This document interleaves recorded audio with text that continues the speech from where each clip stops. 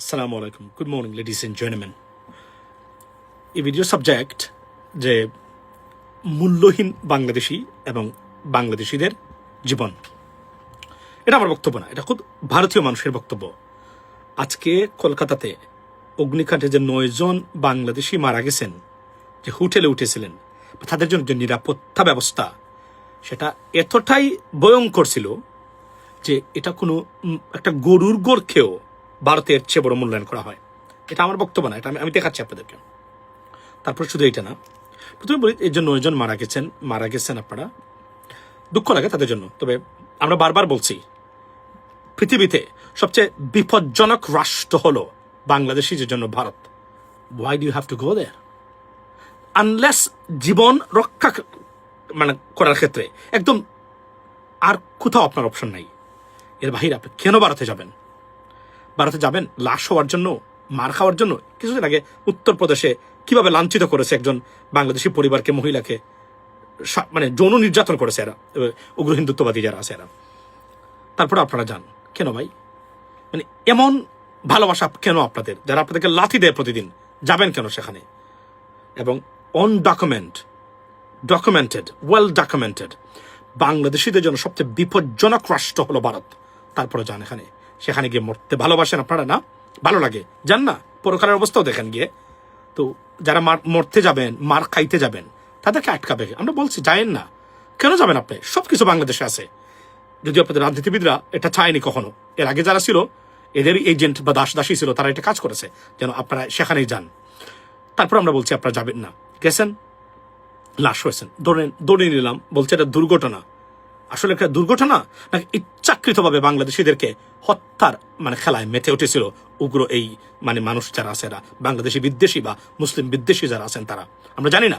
তবে দুর্ঘটনাই যদি ধরে নিই, দুর্ঘটনার পরের কাহিনী যদি আপনি শুনেন, আজকে উঠবেন। বাংলাদেশের হাই কমিশনকে তথ্য দেয় নাই তারা, পশ্চিমবঙ্গ সরকার। এবং আপনার উনি বলছেন, যে সাংবাদিক, উনি বলছেন এই চ্যানেল 24 এর সাংবাদিক, উনি যিনি ভারতীয়, উনি বলছেন যে একজন মার্কিন নাগরিক যদি একভাবে মৃত্যু হতো, তাহলে কি এরা পারতেন না তথ্য না দিয়ে? বাংলাদেশের হাই কমিশন হতাশ হয়ে চলে যাচ্ছে, তাদেরকে কোনো তথ্যই দিচ্ছে না, কারা মারা গেল নাম দিচ্ছে না, শুধু বাংলাদেশে মারা গেছে। এই হলো বর্তমান ভারতের অবস্থা। কি আমি তো বলছি যে এই ঘটনাটা যদি ইসরায়েলে ঘটতো, অন্তত এই ধরনের ঘটনায় তারা কোনো ধরনের অবহেলা করতো না। তারা এটা ঠিকই তারা কাজটা, তাদের যে দায়িত্ব আছে সেটা পালন করতো। এবং উনি কি বলছেন? উনি বলছেন যে এই সাংবাদিক, উনি চ্যানেল 24 এর এই ভিডিওগুলো দেখবেন, কলকাতার এই অগ্নিকাণ্ড নিয়ে প্রত্যেকটা ভিডিওতে এটা বলা আছে। আমি কপিরাইটের কারণে অনেকগুলো দিচ্ছি না, তবে আমি এতটুকু বলি যে উনি বলছেন যে বাংলাদেশিদের মানুষের জীবনের যে কোনো মূল্য নেই ভারতে, সেটা আবার সুস্পষ্টভাবে প্রমাণ করেছে ভারতীয়রা। কেন যাবেন আপনারা? লাশ হয়ে ফিরতে চান, লাশ হতে চান, মার খেতে চান, যান। আমার বিন্দু মাত্র কোনো প্রতিবাদ নেই, বুককুপ নেই শুধু। এবং এটা যে ওয়েল প্ল্যান হতে পারে কিনা, তার জন্য একটা জিনিস আমি বলে রাখি। উনি বলছেন যে কোনো তথ্যই দিচ্ছে না বাংলাদেশ হাই কমিশনকে, তারা কোনো তথ্যই পায় নাই। কোনো ধরনের এতটা অবহেলা, গাফিলাতি তারা জীবনে দেখান নাই, হতে পারে তারা। আমার বক্তব্য না, উনি একজন ভারতীয়, উনি বলছেন। এবং উনার শেষ বক্তব্যটা হলো যে বাংলাদেশিদের জীবনের যে কোনো মূল্য নেই কলকাতাতে, সেটা সুস্পষ্টভাবে প্রমাণিত। আমার বক্তব্য নয়, ভারতীয় একজন চ্যানেল 24 কাজ করেন, উনার বক্তব্য শুনেন। পরিচালনা করছে বা তাদের এগেইনস্টে যে পুলিশ প্রশাসন যে ধরনের ব্যবস্থা নিচ্ছে, সেটা কিন্তু খুব সামঞ্জস্যপূর্ণ না, খুব ভালো নয়, খুব ভালো ইঙ্গিত নয়। দুদিন পরে টুরিস্ট ভিসা করবে, অনেক বেশি মানুষ আসবে, তাদের জন্য কি নিরাপত্তা, সেটা কিন্তু প্রশ্ন তুলে দিয়ে যাচ্ছে। অনেক ধন্যবাদ আপনাকে শুভজিৎ।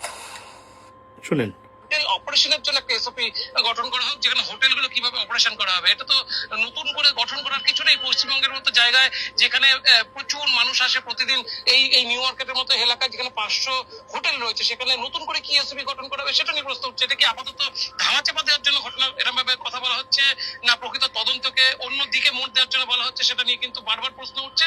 তবে একটা ঘটনা পরিষ্কার, বাংলাদেশিদের প্রাণের যে দাম নেই, এটা কলকাতার মানুষ তারা একদম পরিষ্কার করে দিচ্ছে। কারণ তারা যেভাবে হোটেল পরিচালনা করছে বা তাদের তো এখন যান, এরপরে যান।